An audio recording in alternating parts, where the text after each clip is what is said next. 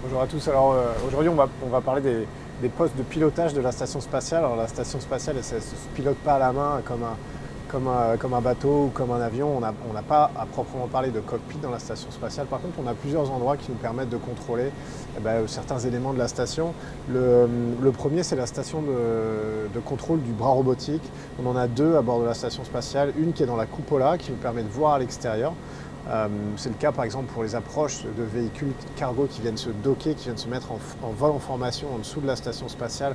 On les attrape avec ce bras robotique de 17 mètres qui est commandé depuis la station spatiale. Mais on en a aussi une historiquement qui est au cœur de la station dans le laboratoire américain. Alors vous voyez, c'est ce qui ressemble le plus à un cockpit. On a un manche qui ressemble à un manche d'avion.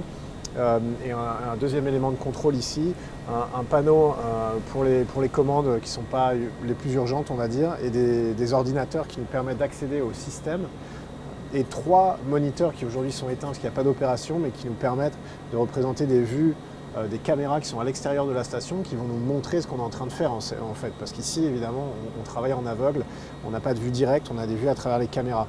Donc ce joystick-là, il est pour déplacer pour contrôler les translations du bras robotique, c'est-à-dire gauche, droite, haut, bas, avant, arrière.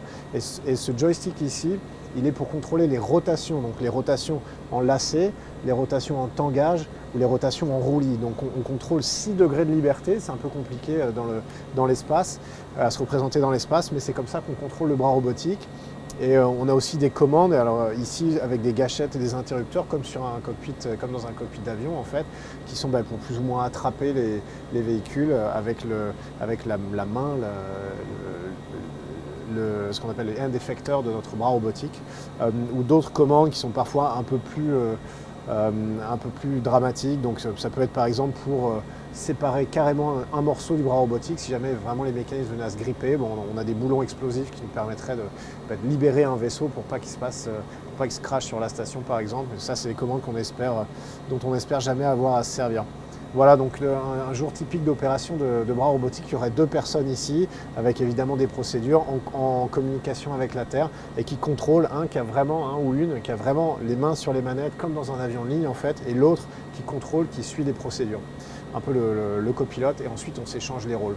Voilà un des endroits dans la station où on peut contrôler activement, manuellement quelque chose, c'est le bras robotique.